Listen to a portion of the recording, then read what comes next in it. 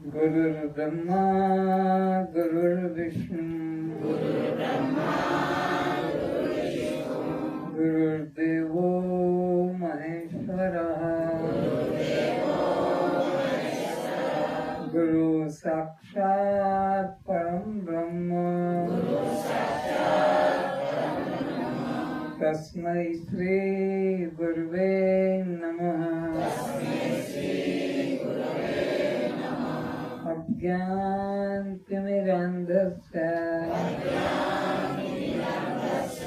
ज्ञानाञ्जनशलाकया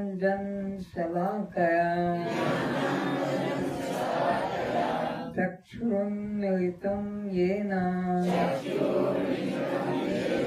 तस्मै श्री गुरुवे नमः। असतो मा सद्गमय तमसो मा ज्योतिर्गमय मृत्युर्मामृतं गमय। कृष्णं क्या आप जड़ हैं? क्या आप दृश्य हैं? क्या आप अनात्मा हैं? क्या आप शव हैं? क्या आप पर प्रकाश हैं? तो क्या आप बद्ध हैं? तो ये जन्म मरण किसको, भूख प्यास किसको, सुख दुख किसको, बंध मोक्ष किसको?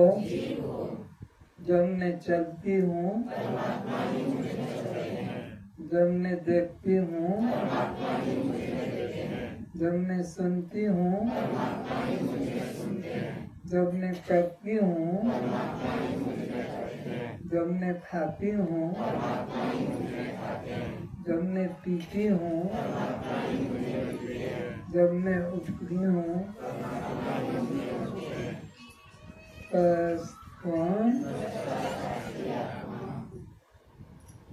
अपने मंगल नेत्र खोले और स्वरूप का बोध करने के लिए सजग रहें।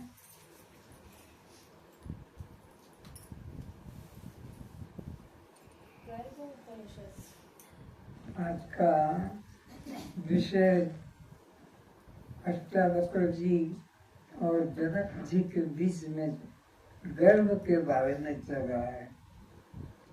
ये गर्व क्या है, जीव कैसे आता है, कैसे रहता है, क्यों जाता है, कैसे मुक्त हो सकेगा, इस संबंध में चर्चा सुनेंगे।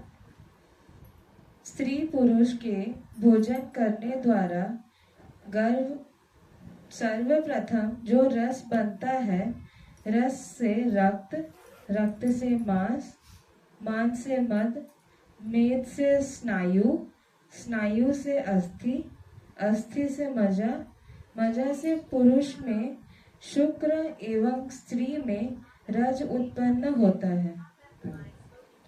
पुरुष में निर्मित वीर्य एवं स्त्री में निर्मित रज के संयोग से ही गर्भाशय में भ्रूण तैयार होता है। ऋतु समय उचित प्रकार गर्भाधान होकर शुक्र व रज के संयोग से संतान का शरीर बनता है।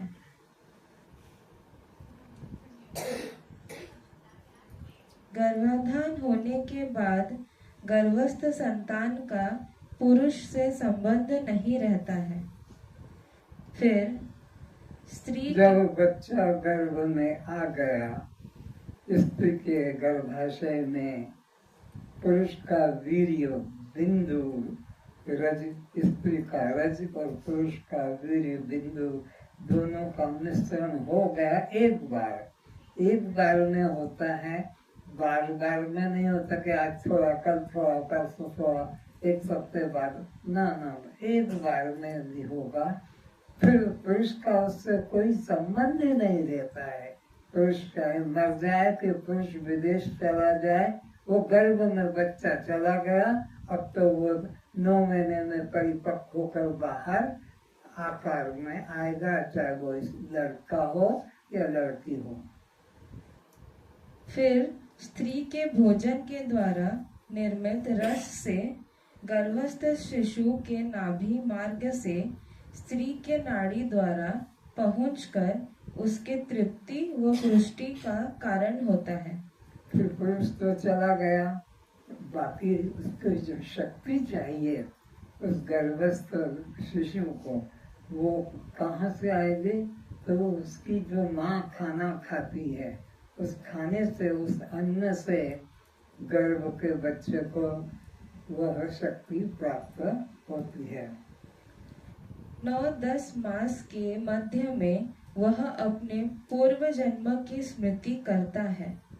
और वो जो गर्भ में बच्चा है, वो अपने पहले जन्म में किसका बेटा था, किसका पति था, किसकी में पत्नी थी, किसका में क्या संबंधी था, अपने पुराने कर्म को और रिश्तों का स्मरण करता है।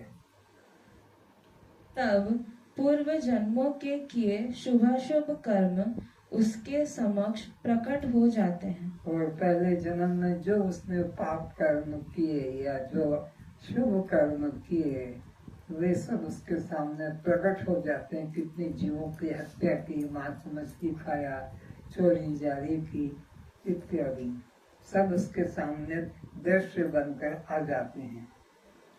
उस समय गर्भ में प्राणी अपने हजारों पिछले जन्मों को देखता है कि मैं नाना योनियों के गर्भ में रहकर जन्म लेकर कुतिया, सुअरनी, गधी, घोड़ी, बिल्ली, बाघनी, उल्टा, वैश्या, नारी आदि योनियों के गर्भ में रहकर नाना स्तनों को पान किया। वो जल, फल, 9 लाख प्रकार के जल में रहने वाले जीवों में जन्म लिया। 10 लाख मैंने आकाश में उड़ने वाले जीवों में जन्म लिया। सब सामने आ जाता है गर्भ में। 11 लाख जमीन के अंदर छुपकर मैंने जीवन व्यतीत किया। जैसे सांप, जैसे चूहा, जमीन में छुपकर चीज।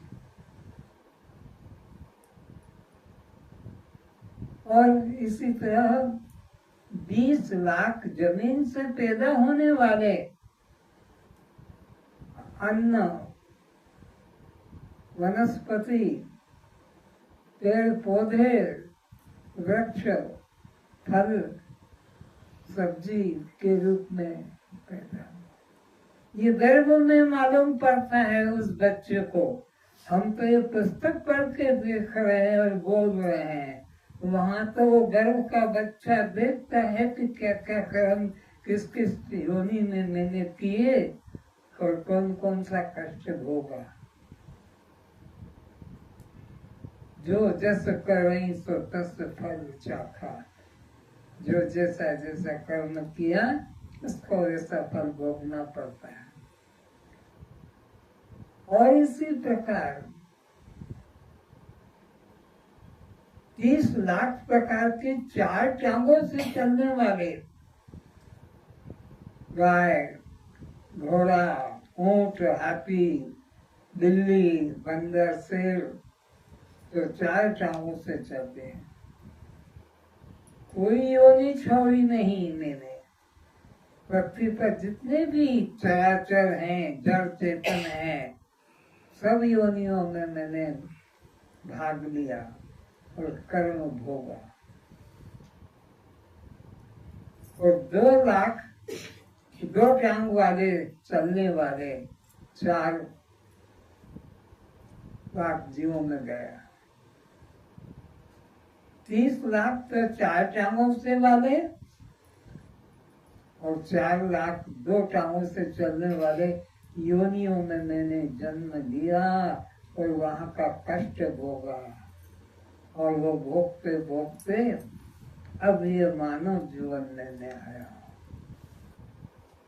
अगर इस योनि में मैंने गुरु पाकर आत्मज्ञान पा लिया तो जीवन मैंने अपना धन्य कर दिया, अन्यथा फिर वही अनंत जन्मों तक, अनंत जन्मों तक, 84 तो गिनती के हैं, पर एक एक योनि में कहीं 500 साल, कहीं 200 साल, कहीं 100 साल, कहीं 20 साल, तो कहीं 5 साल, कहीं 1 दिन, कहीं 10 दिन, अलग अलग योनियों में अलग अलग जीवन, फिर अनंत तक युगों तक मेरे को भोगना पड़ेगा। अगर मनुष्य जीवन में आकर आत्मज्ञान न पाया तो, अगर आत्मज्ञान पा लिया तो ये 84 का चक्र समाप्त हो जाएगा। जल, फल, मल, पत्र, घास, रक्त, सड़े मांस का भोजन किया।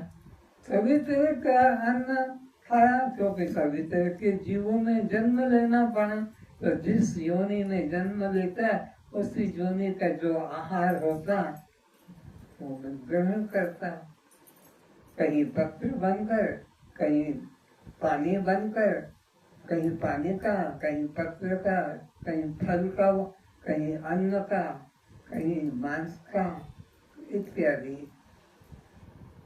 अनेक बार जन्मा और कुत्ते की मौत शिकारियों द्वारा अथवा हिंसक पशुओं, दुश्मनों, अग्नि, जल, जहर, प्रहार द्वारा काटा, मारा, जलाया, डुबाया, गला घोट मारा गया। किसे किसे कष्ट पाया मैंने, उसको स्मरण कर रहा है। किसी ने तो तीर मार दिया, किसी ने मुझे गोली मार कर मारा, किसी ने मेरे को गले में रस्सी बांधकर मारा, किसी ने मुझे काट के मारा, किसी ने मुझे जला के मारा, इत्यादि नाना प्रकार के कष्ट भोगना पड़ा।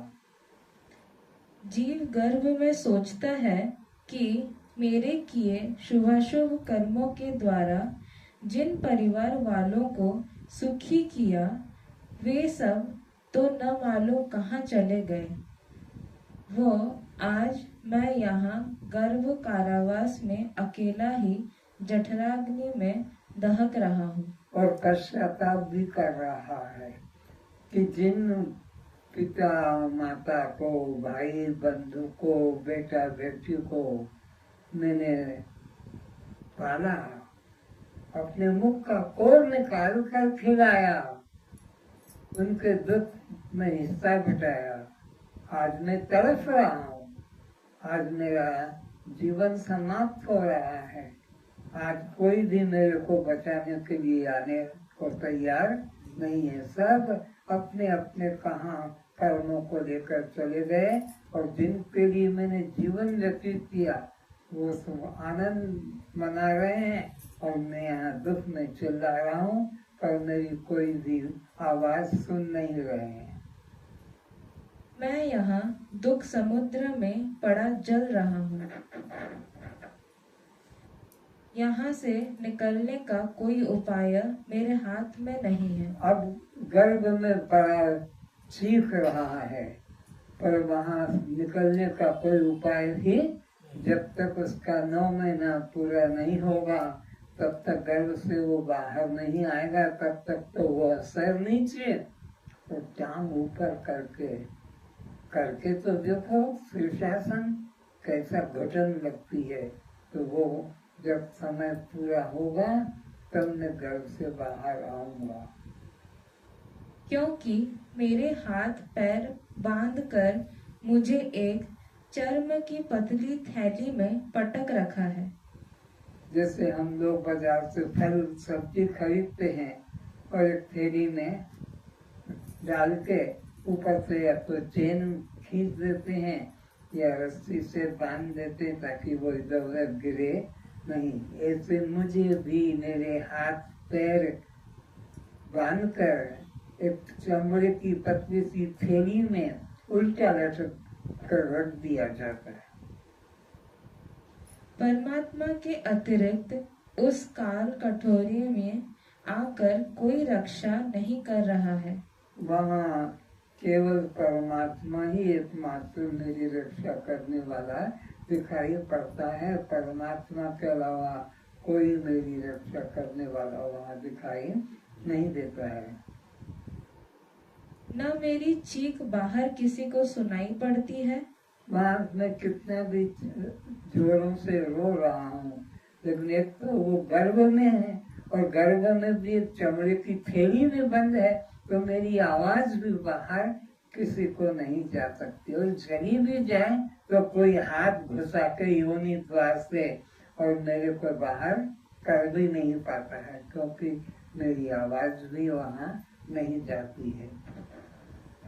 न यहाँ कोई प्रकाश एवं श्वास प्रश्वास के लिए शुद्ध वायु ही है। वहाँ पर यहाँ जैसे पंखा चला दो, थोड़ा स्पीड बढ़ा दो, एसी चला दो, वहाँ तो आग है, आग जो छागने की तप रहा है, मूत्र भी गर्म निकलता है, मल भी गर्म निकलता है, अंदर तो हीटर लगे हुए हैं। वहाँ कोई रक्षा करने वाला भी मेरी नहीं है। दूषित दुर्गंध युक्त अपान वायु ही मेरा प्राण है। वहाँ पर दुर्गंध युक्त जो दूषित वायु है वही मैं खींचता हूँ। बाहर तो दूषित आता तो नाक बंद कर देते हैं, अगरबत्ती जला देते हैं, धूप काटी तो दुर्गंध आ रही, पर अंदर तो दूषित दुर्गंध युक्त और वो गर्म सांस ही लेना पड़ता है।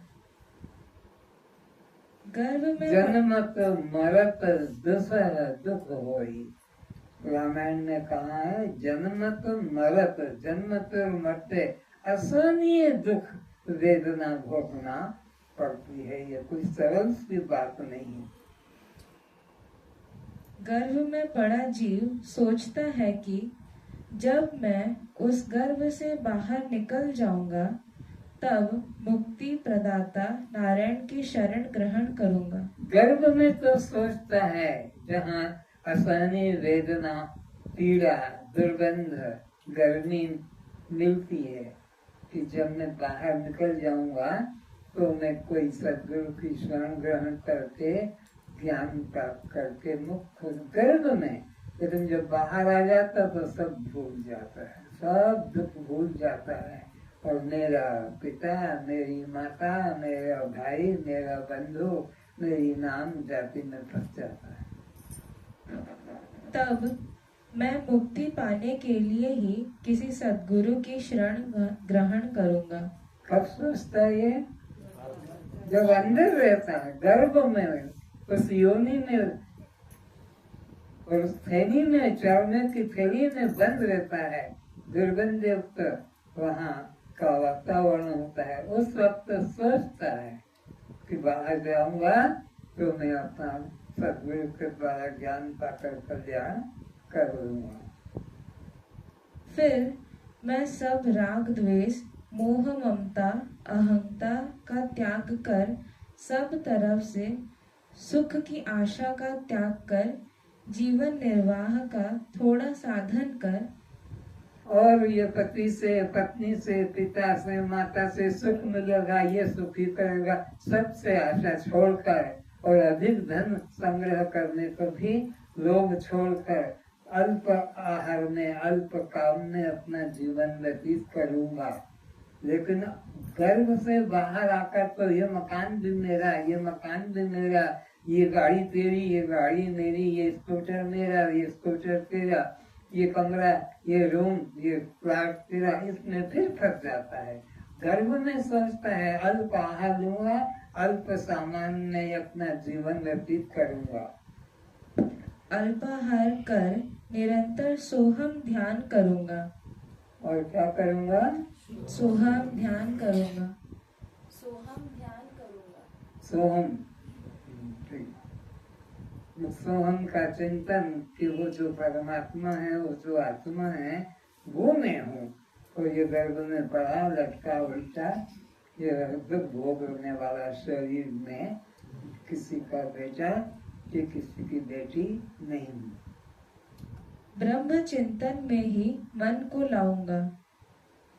इस प्रकार से विचार करता हुआ प्राणी परमात्मा से प्रार्थना करता है, तब इस जीव को परमात्मा गर्भ से बाहर करने के लिए माया को आदेश देते हैं। तो जब ये गर्भ में परमात्मा से विकल होकर, रोकर, दुखी होकर पांव पकड़कर प्रार्थना करता है कि हे प्रभु, अब मुझे आप बाहर कर दो, तब भगवान इसकी प्रार्थना सुनकर दुखमय जीवन को देखकर माया को आदेश करता है कि तुम इसको अब बाहर करके निकाल दो।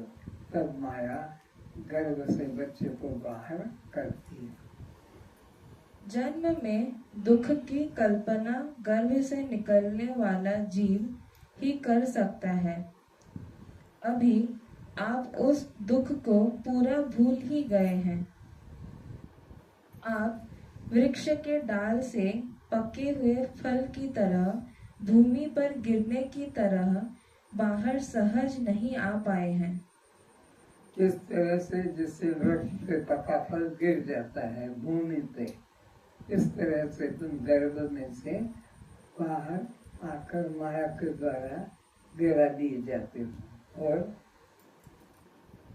बल्कि जन्मता मरत दुसह दुख हो ही। कल्पना करो कि नाक से छिद्र से नारियल को बाहर करना कितना कष्टदायक होगा। अगर नारियल तो जानते ही सब पेड़ पीते हैं, वो नाक के छेद से उसको बाहर करना हो, नाक के छेद से, तो सुखद होगा। अतिश नाक का छेद की अंगुली में घुस सकती है, उसमें से नारियल पेड़ को निकालना, गर्भ से बच्चे का बाहर आना, ऐसा ही दुखद और कष्टप्रद होता है। गर्भ द्वार से शरीर बाहर निकलने के कष्ट की तो कल्पना भी नहीं कर सकेंगे। ये तो तुमको नाक के द्वारा पेड़ का दृष्टांत दिया जो छोटा सा है। गर्भ द्वार से बाहर निकलने का जो कष्ट पीड़ा है, उसकी तो तुम कल्पना भी नहीं कर सकते हो। इस क्षण माँ व बालक दोनों के ही प्राण संकट में होते हैं।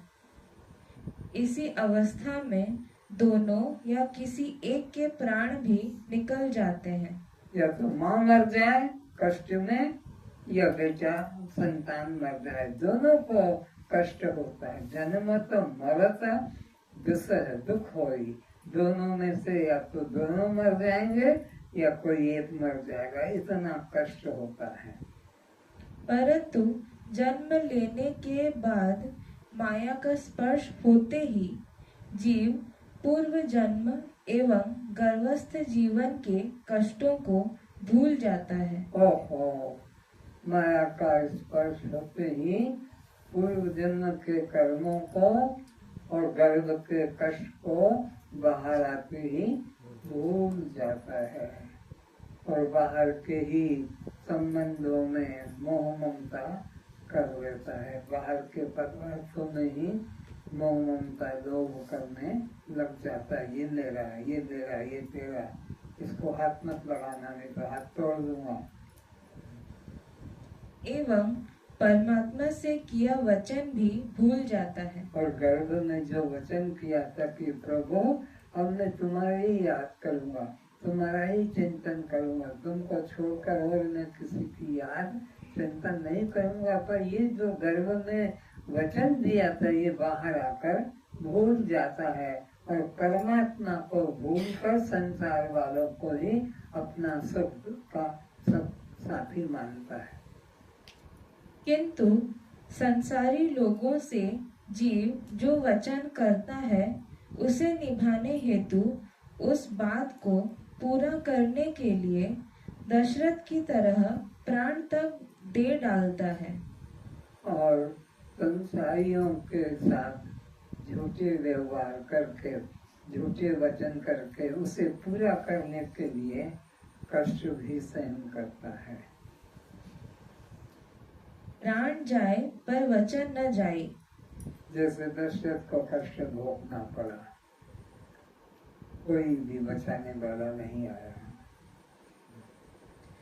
विचारवान के लिए यह मोक्ष शास्त्र है, विवेक वैराग्य का साक्षात साधन है। ये शास्त्र विवेक वैराग्य को देने वाला साधन है। ये शास्त्र जो है ये विवेक वैराग्य को देने वाला शास्त्र है। किंतु गर्भावस्था में जो प्रार्थना करता है एवं परमात्मा को जो वचन देकर जीव गर्भ से बाहर आता है, तब वह भीतर की गई प्रार्थना एवं वचन निभाना भूल ही जाता है। फिर वो अंदर की बात सब भूल जाता है जो भगवान के साथ प्रॉमिस किया था, जो कष्ट भोगा था गर्भ में, वो भी भूल जाता है। और कष्ट कैसा था कि नाक के छेद से नारियल को निकालना, वो कितना कष्टप्रद होता है। गर्भ से बच्चे का बाहर निकलना या तो माँ के लिए खतरा था या बच्चे के, वो सब कष्ट भूल जाता है। पूर्व जन्म में जो माता होती है वही पुत्र में स्नेह के कारण आगामी जन्म में उसकी पत्नी बनती है। ये सब तुम्हारे हमारे रिश्ते हैं, ये सब सदा एक जैसे रहने वाले नहीं हैं, हर जन्म में बदल जाते हैं। राजा जनक बाहर से आ रहा है अपने गुरु जी के पास से, गुरु जी को प्रणाम करता है और गुरु जी को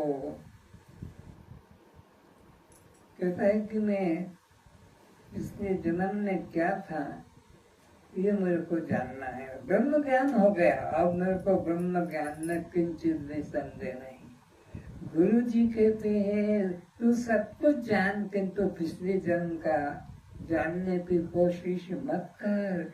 अगर पिछले जन्म का जान लेगा कि तू क्या था, ये जीवन तेरा नष्ट हो जाएगा। अरे गुरु जी क्या बात करते हैं, आपने जो ब्रह्म ज्ञान दिया है अब उससे कोई मुझे बुला नहीं सकता, मैं उससे विचलित नहीं होता। नहीं बेटा मान, नहीं गुरुदेव दया करो, आपने तो ब्रह्म ज्ञान दे दिया, पिछले जन्म में मैं क्या हूँ ये मुझे बता दो।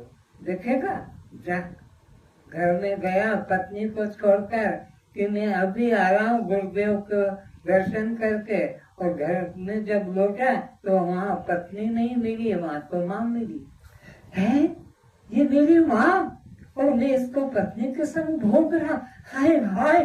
गुरु जी ने ठीक कहा था कि अगर तू पिछला जन्म जान लेगा तो तेरा ये जीवन नष्ट हो जाएगा। और मैंने जिद की थी, मैं तो ब्रह्म ज्ञानी हो गया, अब मेरे को कौन छू सकता है, मेरे ज्ञान को कौन दिखा सकता है। पर ये मेरी माँ और मैं इससे पत्नी का संबंध करके बच्चे पैदा करके बैठा हूँ। उस दिन के बाद में वो पत्नी का व्यवहार न तो माँ मालूम पड़ गई है, तो यह पिछले जन्म की बातों को भूल जाता है और याद आ गई तो ये जीवन नष्ट हो जाता है।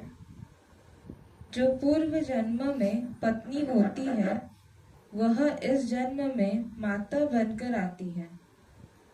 जो पूर्व जन्म में पिता होता है वह इस जन्म में पुत्र बनकर आता है, और जो पूर्व जन्म में पुत्र होता है वह इस जन्म में पिता होता है। तो पहले जन्म में पुत्र था, अभी जन्म में पिता बन जाता है।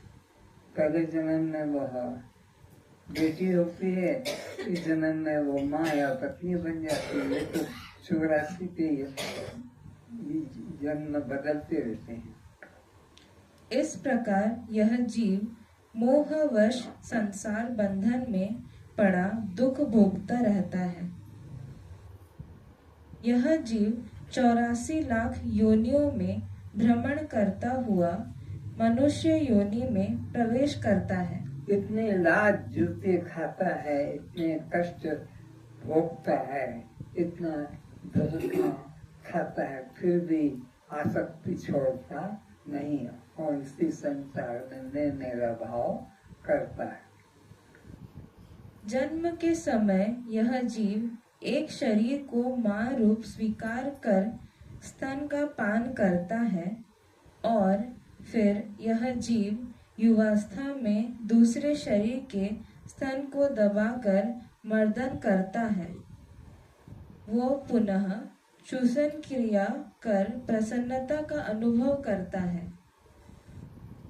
बचपन में माँ बनाकर उसके स्तनों से दुग्ध पान करता है और युवा अवस्था में उन्हीं स्तनों का मर्दन करके चूसन करके सुख का खुशी का अनुभव करता है।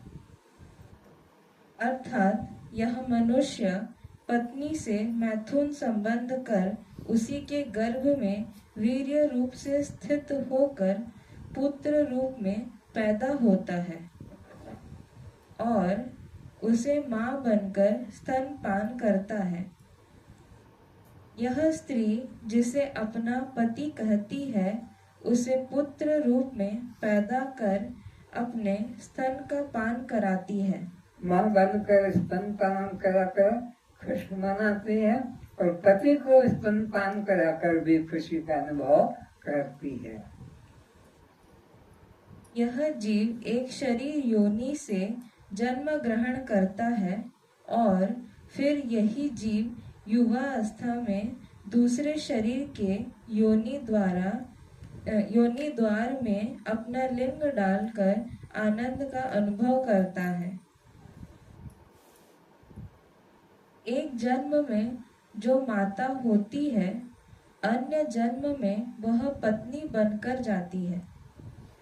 ऐसा राजा जनक ने योग सिद्धि द्वारा अपनी पत्नी को पूर्व जन्म की मां रूप में देखा था और जो भार्या होती है वह आने वाले जन्म में माता बन जाती है। जो पिता होता है वह पुत्र बन जाता है और ये रिश्ते सदा एक जैसे नहीं रहते हैं, बदल के रहते हैं। इस प्रकार यह संसार चक्र कूप चक्र के समान है जिसमें प्राणी विभिन्न योनियों में आवागमन करता रहता है। जैसे सायंकाल में इधर उधर से पक्षी उड़कर वृक्ष पर एकत्रित हो रात्रि विश्राम करते हैं और प्रातः काल सब इधर उधर उड़ जाते हैं, वैसे ही इस गृहस्थ रूपी वृक्ष में सब जीव कर्मों के वशीभूत होकर इकट्ठे हो जाते हैं।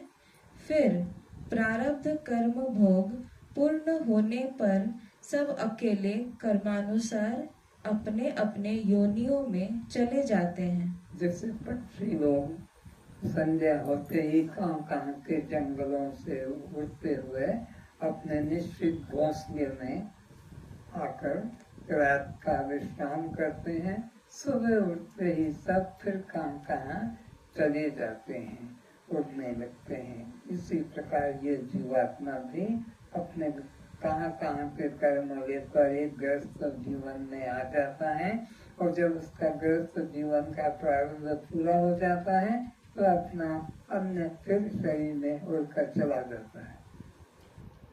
कोई भी स्त्री, पति, पुत्र, मित्र, धनादि साथ नहीं जाते हैं, सब यहीं छूट जाते हैं। मकान, जमीन, संबंधी, पद प्रतिष्ठा, कोई साथ नहीं जाता है। जीव ने इस जन्म में जो कमाया है, पाप करके, चोरी करके, बेईमानी करके, हत्या करके, ऑफिसर बनकर, सेठ बनकर, दुकानदार बनकर, जो वो कर्म साथ लेके जाता है। इस तरह विचार करके संसार में वह सांसारिक पदार्थों में प्रीति आसक्ति कदापि न करे।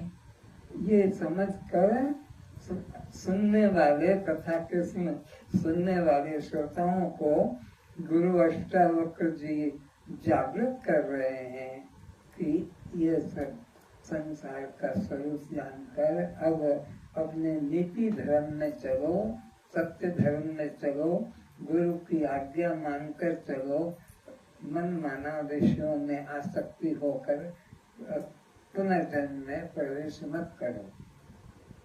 स्त्री, पुत्र, मान, बढ़ाई, धनादि विषय महान पाश रूप है।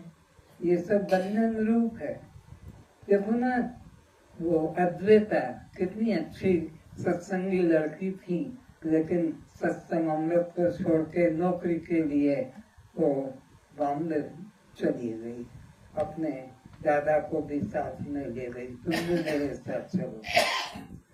ये अनित्य पेट भरने की कला सीखने के लिए इतना सत्संग का भी परित्याग कर दिया। घर वालों को भी खुशी है, हमारी लड़की बॉम्बे जा रही है और बॉम्बे जाके ऑफिसर बनेगी, वाह क्या बात है। ये अमृत पी रही थी, इस अमृत में इतना प्रीति नहीं जितनी थी उस पोस्ट में प्रीति हुई है। जिनका त्यागना महान कठिन सा है, उसका त्यागना महान कठिन सा लगता है। संसार की पोस्ट, संसार का त्याग कठिन लगता है। सत्संग छोड़ देना बच्चों का, जैसे खेलते खेलते खेल बंद करके और घर में आ जाते हैं, ऐसे ही संसार में सत्संग का त्याग कर देते हैं। और सत्संग का मतलब बहुत बहुत जन्मों के कष्ट भोगने के बाद बहुनाम जन्मनाम अंते ज्ञानवान माम प्रपद्यन्ते।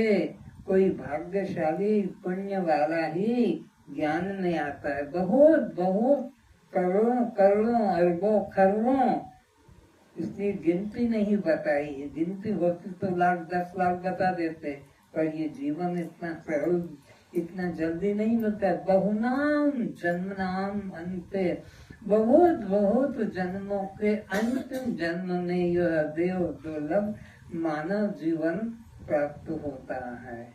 मैंने तो उस लड़की को जाते जाते आशीर्वाद में कहा, थोड़ा भी कष्ट लगे भागाना, छोड़ के नौकरी चली आना, मगर कष्ट मत सहना।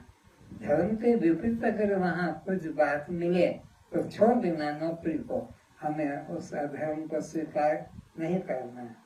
वेज नॉन वेज का भी वहाँ पर कोई भेद नहीं है, वेज भी बनता है, नॉन वेज भी बनता है। एक ही बनाने वाला कुकर, जो कुक है वो दोनों खाना बनाता है, और दोनों नॉन वेज वेज पास पास बैठ के भोजन करते हैं। वो उसकी थाली को देखता है, वो उसकी थाली को, नॉन वेज वाले की दुर्गंध वेज वाले को आती है, पर वो तो नियम है वहाँ, इस तरह का मानना पड़ता है।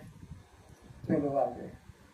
तो ये बहुत कठिन है मानव जीवन मिलना, बहुत बहुत जन्मों के पुण्य के फल से, ईश्वर की कृपा से, गुरु की कृपा से ये प्राप्त होता है। जो पुरुष उन पाशों से रहित है वही मुक्ति का अधिकारी है। फिर से जो पुरुष उन पाशों से रहित है इनसे, ये जो बाहर के उत्पाद हैं इनसे रहित है, इन द्वंद्व से जो रहित है वह मुक्ति का अधिकारी है। वही साधन संपन्न, साधन चतुष्ट, विवेक, वैराग्य, संपत्ति और मुमुक्षा, ये 4 साधन संपन्न व्यक्ति ही इसका अधिकारी होता है। उसी को मोक्ष की इच्छा जगती है। विवेकवान ही वैराग्यवान होता है। दूसरा मोह पाश में मैं मेरा, पूजा पाठ, मंत्र माला, व्रत उपवास, योग यज्ञ में बंधा, 6 शास्त्रों का जानने वाला पंडित भी मोक्ष का अधिकारी नहीं है। कौन कौन अधिकारी नहीं है? फिर सुनो, पंडित है, पूजा पाठ करने वाला, योग यज्ञ करने वाला, दान धर्म करने वाला, अच्छे लगते हैं, लेकिन ये भी मोक्ष के अधिकारी नहीं है। फिर से मैं मेरा, पूजा पाठ, मंत्र माला, व्रत उपवास, योग यज्ञ में बंधा, षट शास्त्रों का जानने वाला पंडित दिन इनमें बंधा हुआ और षट शास्त्रों में बंधा पंडित भी मोक्ष का अधिकारी नहीं है।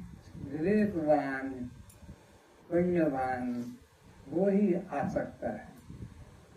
क्योंकि ऐसे मूढ़ अज्ञानी तो गुरु को भगवान बतलाकर भी गुरु द्वारा खाते समय भोजन प्रसाद को देने से लेने को इनकार कर देते हैं कि आज हमारा एकादशी है, आज हमारा गुरुवार का व्रत है।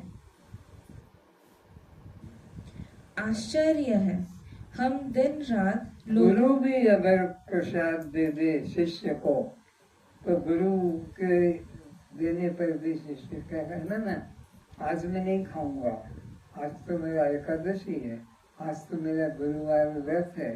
गुरु साक्षात परम ब्रह्म भी बोल रहे हैं और गुरु अगर प्रसाद दे दे तो इनकार भी कर देते हैं। हम दिन रात लोगों को समझाते हैं दुनिया से खाली हाथ एक दिन सब छोड़ जाना पड़ता है। कफन में जेब तक भी नहीं रखा जाता है। कफन में जीव के मर जाने पर कफन भी साथ में वो भी उतार लिया जाता है भंगी के द्वारा, जलने नहीं देते हैं। तो ये संसार में तो जो मुट्ठी बांधे आया है सो हाथ पसारे जाएगा।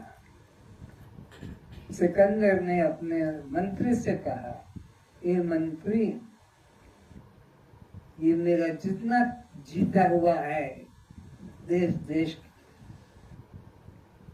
धन स्वर्ण हीरे जवाहर सब बाहर निकालो। मैं देखना चाहता हूँ कि मैंने जीवन में कितना रुपया कमाया, कितना धन कमाया, कितना बैंक में मेरा जमा है, कितना घर में। गर्व होता है व्यक्ति को अपनी अपनी कमाई का। तो इस तरह से कर दिया। अब विचार आया कि इस धन को पाने में मैंने कितने राजाओं की हत्या की है, कितने मंत्री, कितने सैनिक मारे गए, कितने घोड़े, कितने हाथी मारे गए, कितने रथ चलाने वाले मारे गए, उनकी पत्नियां विधवा बन गई, बच्चे अनाथ बन गए। इस और आज मैं दुनिया से जाऊंगा तो मेरे साथ कुछ भी जाने वाला। तो अपने मंत्री से कहा कि जब मेरा जनाजा जाएगा गांव में से तो मेरे दोनों हाथ ऐसे कर देना खाली।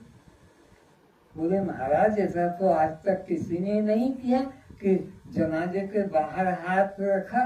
बोले वे मूर्ख राजा रहे हैं, उनको बुद्धि नहीं आई कि धन तो यहीं रह गया, वो क्या लेके जा रहे हैं, मुट्ठी बांधे नहीं हाथ पता है। दुनिया वाले शिक्षा ले लें कि जब जाएगा तो दोनों हाथ खाली है। इसलिए अनीति के द्वारा धन संग्रह मत करो, नीति में धन संग्रह करो। धर्म को लेकर धर्म संग्रह, धन संग्रह करो, अधर्म करके धन को संग्रह मत करो। इस तरह सिकंदर ने दुनिया वालों को ये शिक्षा देने के लिए जनाजे के बाहर दोनों हाथ खुले खाली रखे थे। संत गुरु यह उपदेश करते हैं और स्वयं आश्रम बनाने, धन जमीन संग्रह करने, शिष्य संप्रदाय का गठन करने में, दूसरे के साथ धन जमीन लेने में, कोर्ट कचहरी वकीलों के द्वारा खड़े रहते हैं। तो गुरु लोग शिष्यों को ऐसा उपदेश करते हैं तो एक दिन तो खाली हाथ जाना है। और खुद गुरु लोग आश्रम बढ़ाने में लगे हैं, कमरे में कमरा, हाल में हाल बढ़ाने में लगे हैं, कोर्ट कचहरी जा रहे हैं शिष्यों के ऊपर केस करने को लेकर। क्या ये गुरुओं का उपदेश है? इसलिए पर उपदेश कुशल बहु तेरे, जे राखई पे नर न घनेरे। दूसरे को उपदेश करने में सब कुशल है, पर उस बात को खुद धारण करने में कोई विवाही भाग्यशाली ही होता है। इस तरह से जो है वह शिष्यों को तो उपदेश करते हैं कि संग्रह मत करो, और गुरु खुद संग्रह वृत्ति में लगे हुए हैं। कोई भी अगर बैंक में जाने वाला हो तो इसके अकाउंट में देख लो 0 मिलेगा, 0 इसका नाम का अकाउंट नहीं। इसमें किसके लिए रखना है? ये तो खाने को दे देते हैं, पहनने को दे देते हैं, रहने को दे देते हैं, बीमारी है तो उपचार करें, और पैसे का क्या उपयोग होता है? यही तो उपयोग होता है। वो तो होता था, फिर बैंक में किसके लिए जमा करें? वितरण। गृहस्थी भी यह मृत्यु को घर में पड़ोस में देखते हुए भी कि सब खाली हाथ जाते हैं, फिर भी धन जमीन मकान को संग्रह करते रहते हैं। परमात्मा की प्राप्ति किसी वैराग्यवान अधिकारी को ही होती है। विषयों में आसक्त लोग उसका अनुभव नहीं कर पाते हैं। विवेकी पुरुष इस लोक के सुखों से लेकर ब्रह्मादिक लोकों के भोग व सिद्धियां अनित्य जान छोड़ देते हैं। इस लोक के सुखों से लेकर स्वर्ग वैकुंठ तक के लोगों की भोग की इच्छा नहीं करते हैं। ज्ञानी लोग सबका त्याग कर देते हैं, वैराग्यवान होते हैं। जो असली ज्ञानी है वो इस लोक से लेकर ब्रह्मादिक लोगों की सुख की इच्छा नहीं करते हैं, सबका त्याग कर देते हैं। इस मृत्यु लोक से लेकर ब्रह्म लोक तक सब लोग अनित्य होने से सकाम कर्म से वहां जाकर पुनर्जन्म को प्राप्त करते हैं। तो सकामी लोग पुनर्जन्म को प्राप्त करते हैं और फिर वही संसार चक्र में भ्रमण करते हैं। क्योंकि कोई जीव अनित्य कर्मों के द्वारा नित्य आत्मा तत्व की उपलब्धि नहीं कर सकता है। अनित्य कर्मों के द्वारा, अनित्य साधनों के द्वारा नित्य वस्तु आत्मा की कोई प्राप्ति, मुक्ति की प्राप्ति, अखंड आनंद की प्राप्ति नहीं कर सकता। अखंड आनंद की प्राप्ति, मुक्ति की प्राप्ति, नित्य आत्मा की प्राप्ति तो उसी को होगी जिसने इस अनित्य देह और लोक से अपना ममता आसक्ति तोड़ लिया है।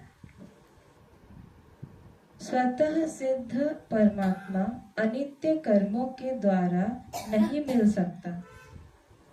कैसे? स्वतः सिद्ध परमात्मा अनित्य कर्मों के द्वारा नहीं मिल सकता। देखो, ये परमात्मा कोई एक देशी वस्तु नहीं है कि बद्रीनाथ जाके मिलेगा या स्वर्ग जाके मिलेगा, ऐसा नहीं है। परमात्मा तो नित्य स्वभाव है तुम्हारा, वो साधन के द्वारा प्राप्त होने वाला नहीं। साधन से जो भी प्राप्त होता है, यत् यत् साध्यम तत् अनित्यम, साधन के द्वारा जो भी प्राप्त किया जाता है वो सब अनित्य होता है। आत्मा परमात्मा तो नित्य तुम्हारा स्वभाव है। उसको पाने के लिए कोई साधन करने की, तपस्या करने की, व्रत उपवास करने की, घर बार छोड़कर जंगल जाने की जरूरत नहीं। इस बात को विवेकी पुरुष अच्छी तरह से जान ले, क्योंकि साधन द्वारा जो भी लोग या भोग प्राप्त होते हैं सभी सुख रहित नाशवान है। साधन करके जो भी चीज प्राप्त होगी सब नाशवान होगी। वे जिस स्वर्ग सुख को पाने की चेष्टा करते हैं वहाँ देवता व राक्षसों के बीच निरंतर युद्ध चलता रहता है। जिस स्वर्ग को पाने के लिए तुम साधन करते हो वहाँ पर तो देवता और राक्षसों के बीच में नित्य द्वंद्व, युद्ध, अशांति, वैर भाव, मारकाट होता रहता है। क्या करोगे? वहाँ जाकर फिर दुखी हो जाओगे। इसलिए स्वर्ग तक की वैकुंठ तक की भी इच्छा मत करो। जैसे कश्मीर जाते हैं मनोरंजन हेतु, लेकिन आतंकवादी मुसलमानों द्वारा गोली चलते ही भागकर आना पड़ता है। सब जाते हैं वहाँ, लेकिन वहाँ जब मुसलमानों में हिंदुओं में आपस में गोलियां चलती है मारकर, तो फिर भागते हैं वापस अपने देश आने के लिए, कैसे करके इंडिया पहुँचे। इसी तरह स्वर्ग से पुण्य समाप्ति पर लौटा दिया जाता है। तो पुण्य समाप्त हो जाएगा, क्षीण पुण्य मृत्युलोकम विशंति। इसी मृत्युलोक में फिर 84 में फिर मनुष्य मत सोचना कि स्वर्ग से लौट के आए तो मनुष्य बनना ना, फिर कुत्ता बनो, बिल्ली बनो, सांप बनो, चूहा बनो। स्वर्ग से गिरने वाला अपना बाकी के कर्म के अनुसार 84 में भटकता है, फिर मनुष्य नहीं मिलेगा। तथा वेद भक्ति के फल स्वरूप मिलने वाले इष्ट लोक भी अनित्य हैं, वहां से भी पुनः लौटना ही पड़ता है। तो देव योनि से, स्वर्ग योनियों से, इष्ट योनियों से जाकर भी वापस लौटना पड़ता है। ये सब अनित्य है। केवल मनुष्य योनि में आकर आत्मज्ञान जो प्राप्त कर लेता है, बस वही नित्य मुक्ति को प्राप्त करता है। इस लोक से लेकर ब्रह्मा, विष्णु, शंकर आदि जितने भी इष्ट के लोकों में जाकर भक्ति का फल भोग समाप्त होने पर वहां से गिरकर फिर ज्ञान प्राप्त करने हेतु, आवागमन से छूटने हेतु पुनः इस मृत्यु लोक को प्राप्त होना पड़ता है, क्योंकि वे लोग वो इष्ट काल के द्वारा सीमित होने से सभी नाशवान हैं। तो अपना पुण्य भोगने के बाद में इसी मृत्यु लोक में आना पड़ता है, और वे सब लोक भोग सब नाशवान है। कोई भी पदार्थ सत्य नित्य सुखरूप नहीं है। अखंडानंद के प्राप्ति के लिए तो यह मनुष्य जीवन मुक्ति के खुले द्वार रूप है। अखंड आनंद पाने के लिए तो ये मनुष्य जीवन मुक्ति का खुला द्वार है। कोई भी व्यक्ति इसमें आकर अपना कल्याण, खुला द्वार है, कोई प्रकार की बंदिश नहीं है। कर्म वाला भी नहीं जा सकता, उपासना वाला भी नहीं जा सकता, लेकिन ज्ञान वाला के लिए तो मुक्ति द्वार खुला हुआ है। जहाँ न यात्रा करना है, न साधन करना है, केवल सीधा घर में प्रवेश करना है। वाह, क्या सुंदर बात खत्म करते हैं यहीं पर कि मुक्ति का साधन ज्ञान मनुष्य जीवन में ऐसा है जैसे घर का दरवाजा खुला है और प्रवेश कर जाओ। ना कोई साधन करना है, ना कोई प्रकार का कर्म करना है। ऐसा तुम्हारा घर है, ऐसा तुम्हारा ये मानव जीवन है। इस जीवन में आकर ज्ञान में श्रद्धा करो और मुक्ति का अनुभव करो। इस काया का होता विनाश है,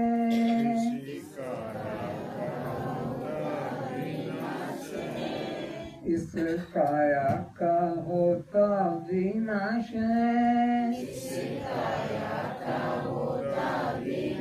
है, तू तो सच आनंद स्वरूप है।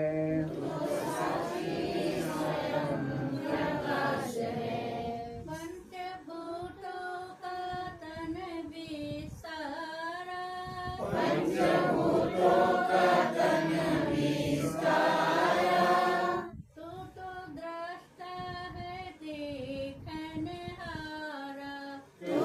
दृष्टा है देखनहारा, तू तो ज्ञाता है जाननहारा,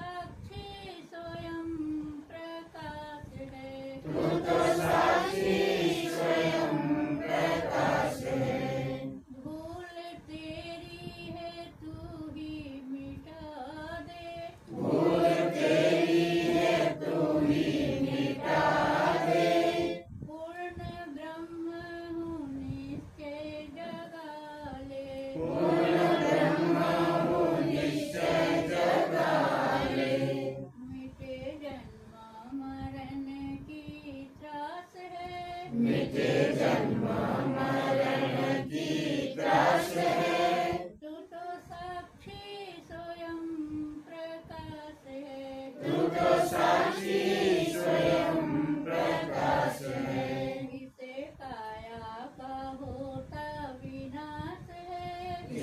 काया का होता विनाश है तू तो साक्षी स्वयं